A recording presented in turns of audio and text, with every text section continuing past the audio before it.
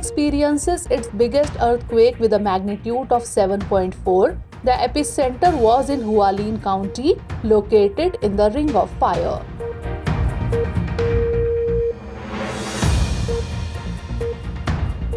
Completion of 100 years of Vaikom Satyagraha associated with temple entry in Travancore, considered the first temple entry movement in India.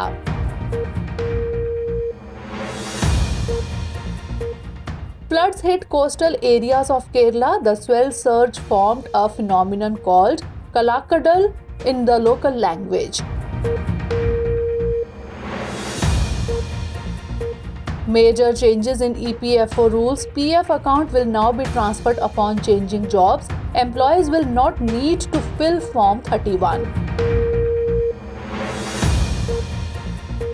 Scientists make a significant revelation about the Milky Way, organized magnetic field discovered in the region of black holes. This discovery may provide information about unknown properties hidden at the center of the Milky Way.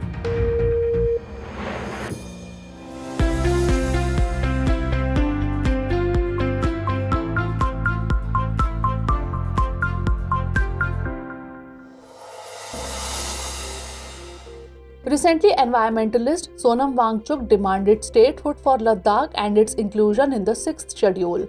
Alongside this, he urged the central government to protect the delicate ecosystem of the Himalayan mountains in Ladakh and to safeguard the unique indigenous tribal cultures found there. It is noteworthy that the 6th schedule of the Indian Constitution provides autonomous powers related to the administration of tribal areas in Assam, Meghalaya, Tripura and Mizoram, establishing them as autonomous units. Its provisions are outlined under Articles 244 Clause 2 and 275 Clause 1 of the Indian Constitution. Under this schedule, autonomous district councils were established in 4 states of Northeast India, Assam, Meghalaya, Tripura and Mizoram, with the aim of protecting and preserving tribal culture. Let us tell you that under the 6th schedule, every autonomous district will have a district council with a maximum of 30 members. There will also be a separate regional council for each area, constituted as an autonomous region. It is worth mentioning that the governor has the power to decide the areas in the form of administrative units of districts and regions. The governor also decides the rules of the district councils and regional councils in consultation with the existing tribal councils and other tribal organizations within the respective autonomous areas. For your information, let us inform you that both councils can make laws related to the possession, allocation and use of any land other than reserved forest. They can also make laws relating to the management of non-reserved forest and the use of canals and other water sources for agriculture. These days, there is discussion about the Prevention of Money Laundering Act 2002 or PMLA. PMLA is an act of the Indian Parliament which was enacted to prevent money laundering and seize assets obtained from money laundering. Its objective is to combat money laundering related to illicit activities such as drug trafficking and terrorism financing. The law defines money laundering offences and imposes penalties for such activities. This includes fines and imprisonment for offenders. The Act also allows attachment and seizure of property involved in money laundering. Let us tell you that this legislation mandates certain entities, such as banks and financial institutions, to maintain transaction records and report suspicious transactions to the Financial Intelligence Unit, that is, FIU. It establishes a designated authority to assist in the investigation and prosecution of money laundering offences. It also provides for the establishment of an appellate tribunal to hear appeals against the orders of the adjudicating authority. Let us tell you that the Indian Parliament enacted the Prevention of Money Laundering Act in 2002. However, it was implemented in 2005. PMLA was legislated by the Indian Parliament under Article 253, which empowers it to enact laws to implement international conventions. The purpose of money laundering is to conceal or alter unlawfully acquired income so that it appears to originate from legitimate sources. Recently, the 100 years of the Vaikom Satyagraha have been completed. This Satyagraha is considered one of the most supported and widely recognized opposition movements in India. It began with the ban on entry into temples in the princely state of Vaikom Travancore, where the lower caste Hindus were not allowed to enter the temples. The issue of temple entry was first raised by the Ezhava leader T.K. Madhavan in the editorial of his newspaper Deshabhimani in 1917. In the Congress session of 1923 in Kakinada, the Kerala Pradesh Congress Committee raised untouchability opposition as a major issue. Let us tell you that the Vaikom was chosen as the venue for the first Satyagraha, as it was a renowned place with a Shiv temple. This Satyagraha was the first of its kind in India's temple entry movements. It lasted from March 30, 1924 to November 23, 1925. The leadership of this movement was undertaken by T.K. Madhavan, E.V. Ramasamy Periyar, M.K. Gandhi and Narayan Guru. The reason behind this movement is the cruelty of the feudal, militaristic and tradition-bound government in the princely state of Travancore, which had imposed a ban on the entry of lower caste people to temples. Notably, in the year 1936, the Maharaja of Travancore signed the historic Temple Entry Proclamation. As a result, centuries-old restrictions on the entry of lower caste people into the state's temples were lifted. Let us inform you that the Vaikom Satyagraha was an important movement in the Indian independence struggle. It provided strength to the fight against the injustices of the caste system and social reforms. Additionally, it had a significant impact on Indian society and politics. It led to the formation of the Sri Narayan Dharma Paripalana Yogam, or the SNDP, which was a social reform organization working for the upliftment of lower caste people in Kerala. Recently, incidents of flooding have been observed in the coastal areas of central and southern districts of Kerala. The reason behind these incidents is believed to be the rising sea waves. According to experts, such flooding incidents are called swell surge or Kallakkadal in Malayalam. In this incident, the sea moves towards the land and causes floods. These are usually flash flood events. Let us tell you that Kallakkadal is basically a coastal flood caused by swell waves on the southwest coast of India during the pre-monsoon season, that is April to May. It is noteworthy that Kallakkadal is a word used by local fishermen which is made up of two words, Kallan and Kadal. In this, Kallan means thief and Kadal means sea. Its literal meaning is the ocean that arrives as a thief. It is noteworthy that this word has also been formally approved by UNESCO. For your information, let us tell you that Kallakkadal is caused by waves formed due to an ocean swell, which is why it is called a swell surge. Waves in the ocean are not caused by local winds but by distant storms such as hurricanes or severe storm winds that last for a long time. During such storms, huge amounts of energy is transferred from the air to the water, creating very high waves. Such waves can travel thousands of kilometers from the storm center to the shore. Recently, the biggest earthquake in 25 years has occurred in Taiwan and its magnitude was 7.4. The epicenter of the earthquake was located just 18 kilometers southwest of Hualien County, which is located in eastern Taiwan.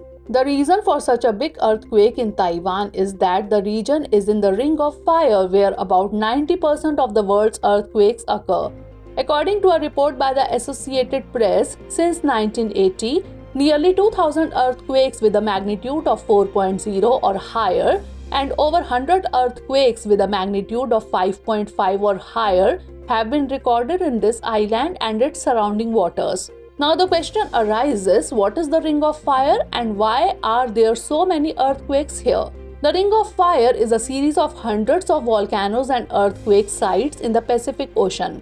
It is shaped like a horseshoe or a horse bridle and stretches for approximately 40,250 kilometers. The Ring of Fire is spread between several tectonic plates including the Pacific Juan de Fuca Cocos, Indo-Australian, Nazca, North American and Philippine plates. It passes through 15 countries and territories including the United States, Indonesia, Mexico, Japan, Canada, Guatemala, Russia, Chile, Peru and the Philippines. So many earthquakes occur in the Ring of Fire due to the continuous shifting, colliding or sliding of tectonic plates over or under each other. Since the edges of these plates are quite jagged, they stick to each other while the rest of the plate keeps moving. In Taiwan, so many earthquakes occur due to the collision of two tectonic plates the Philippine Sea Plate and the Eurasian Plate.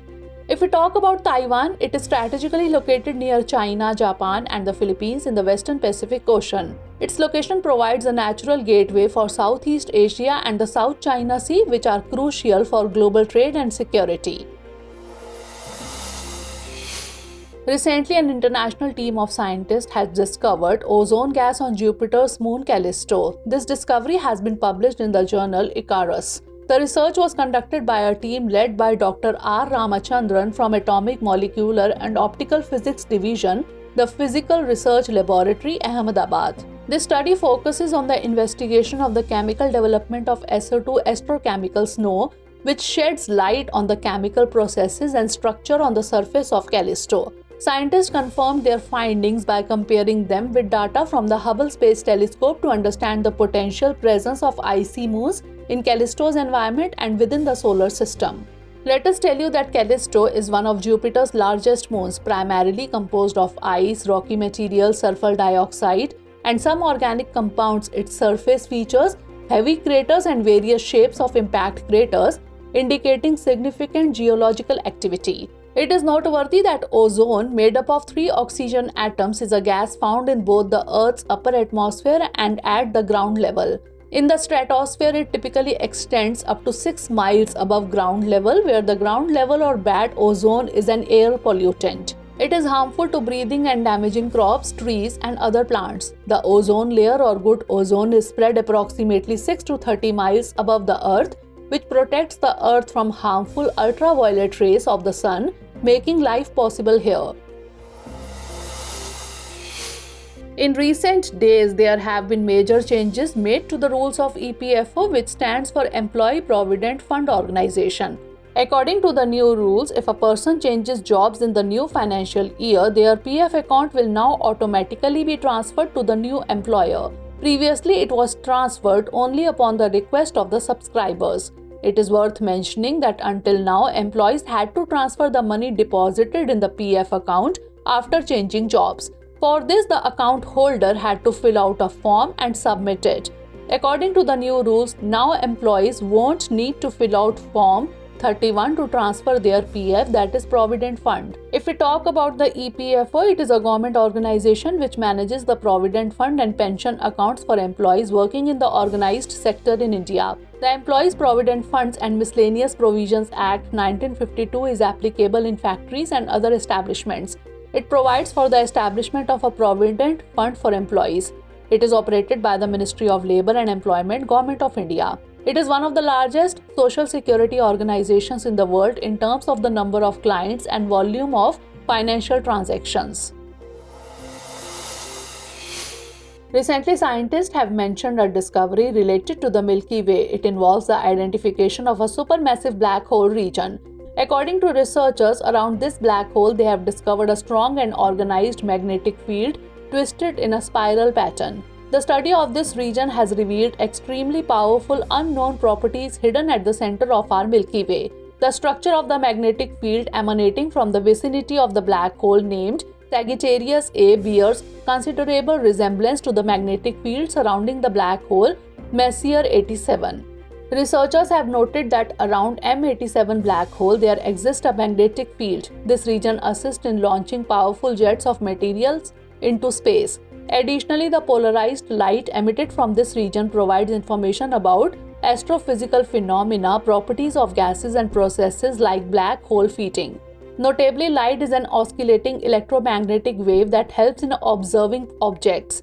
Sometimes light oscillates in a specific orientation known as polarized light. Talking about Sagittarius A, its mass is over 4 million times greater than our Sun. It is located about 26,000 light years from Earth. Let us tell you that the term black hole was coined by John Archibald Wheeler. Generally, black holes are of 2 categories. One category is stellar black holes, which are formed from the collapse of some massive stars. It is believed that the death of large stars leads to the formation of black holes. On the other hand, the second category is supermassive black holes. Recently, the World Health Organization or WHO has launched CoViNet. It is a global network of laboratories for the identification and surveillance of potential novel coronavirus variants. The main objective of CoViNet is to rapidly and accurately identify SARS-CoV-2, MERS-CoV, and novel coronaviruses of public health significance. In addition, it will also monitor the global spread and evolution of other coronaviruses while identifying the need for a health perspective. It will also inform WHO policy related to timely risk assessment of these viruses along with a series of public health and medical interventions. Moreover, it aims to build the capacity of relevant laboratories in low and middle income countries for the public health significance of the coronavirus. CoViNet includes 36 laboratories from 21 countries across all 6 WHO regions. Among them, 3 Indian laboratories are also included. These are the Council of Scientific and Industrial Research, National Environmental Engineering Research Institute, the Indian Council of Medical Research, National Institute of Virology in Pune, and the Translational Health Science and Technology Institute. Let us tell you that the first WHO Reference Laboratory Network for SARS-CoV-2 or WHO SARS-CoV-2 Reference Laboratory Network was established in January 2020. Its initial objective was to provide proficiency testing for countries with limited capacity for SARS testing. However, since then, SARS-CoV-2 has evolved significantly. Therefore, considering the changing needs, the new network CoViNet has been established. Recently, the United Nations has issued a report on food waste. The name of this report is Think, Eat, Save, Tracking Progress to Halve Global Food Waste. According to this report, India needs to undertake national food waste studies in collaboration with countries like China, South Africa, Indonesia, and Mexico. According to the report, more than $1 trillion worth of food is wasted every year. Additionally, this causes environmental harm as food waste contributes to an estimated 8 to 10% of global greenhouse gas emissions. Moreover, food waste accounts for approximately 30% of the world's agricultural land. Therefore, food waste is a significant problem. The report also states that while food is being wasted, every year 783 million people are suffering from hunger. Nearly 150 million children under the age of 5 are facing developmental challenges due to a continuous lack of essential nutrients in their diets. The report further reveals that global food waste has doubled since 2021. However, it is encouraging that some countries have shown signs of progress in tackling this issue by 2030. Let us inform you that the Sustainable Development 12.3 aims to halve global food waste at the retail and consumer levels by 2030. Additionally, it aims to reduce food loss, including post-harvest losses, along the supply chains by 2030. Therefore, the report calls for collaboration among all countries, organizations, and experts to work towards this direction. Now let's check our knowledge by practicing some questions related to the news. Questions based on today's bulletin are: first question is, consider the following statements in the context of Vaikom Satyagraha. 1. It was started on March 13, 1925. 2. It was related to the prohibition on temple entry in the Travancore state. 3. This Satyagraha was the third among the temple entry movements in India. Which of the above statements is or are correct? Only one, only two, all three, or none of these? Next question is, consider the following statements with reference to Callisto. 1. It is a moon of Jupiter. 2. It is composed of ice, minerals, sulfur dioxide, and some organic matter. 3. Ozone gas is not found on it. How many of the above statements are correct? Only one, only two, all three, or none of these? Next question is, consider the following statements regarding Kallakkadal. 1. It is a natural phenomenon. 2. It is a coastal flood caused by waves on the southwest coast of India. 3. This term has been formally accepted by UNESCO. How many of the above statements are correct? Only one, only two, all three, or none of these? Next question is, consider the following statements regarding the Employees Provident Fund Organization. 1. It is a non-governmental organization. 2. It manages provident funds and pension accounts for employees in the organized sector in India. 3. It is operated by the Ministry of Labour and Employment of the Government of India. Which of the above statements is or are incorrect? Only one, only two, all three, or none of these? Last question is, consider the following statements regarding the Ring of Fire. 1. It is a series of volcanoes and earthquake zones. 2. It is located in the Atlantic Ocean. 3. The active volcano Mount Etna is located on it. Which of the above statements is or are incorrect? Only one, only two, all three, or none of these? But before moving on, let's take a look at some brief but important news. Recently, India's President Draupadi Murmu launched the country's first domestic gene therapy for cancer at IIT Bombay. It's called CAR-T cell therapy. This new treatment is not just affordable and available, but also proves successful in saving many lives. Let us inform you that CAR-T cell therapy is a significant advancement in cancer treatment. Unlike chemotherapy or immunotherapy that rely on drugs, CAR-T cell therapy utilizes the patient's own cells, which are modified in the lab to activate T cells and target tumor cells. Recently, the Ministry of Health and Family Welfare released the India TB Report 2024. According to this report, the mortality rate due to TB has decreased from 28 per lakh population in 2015 to 23 per lakh population in 2022. Although there has been an increase in notification from the private sector, a large number of tuberculosis cases are still being registered in government health institutions. Out of the 25.5 lakh cases reported in 2023, about 67% of the cases came from the public sector. The estimated incidence of TB in 2023 has slightly increased to 27.8 lakh from the previous year's estimate of 27.4 lakh. However, the death rate has decreased from 4.94 lakh in 2021 to 3.31 lakh in 2022. It's worth noting that India has set a target to eliminate TB by 2025. Recently, the Ministry of Health and Family Welfare has launched the myCGHS iOS app. This app aims to improve access to electronic health records, information and resources for beneficiaries of the central government health scheme, that is CGHS. With this app, users can perform tasks like booking appointments online and downloading CGHS cards and index card digitally. The app was developed by the National Informatics Centre, Himachal Pradesh and NIC Health Technical Team.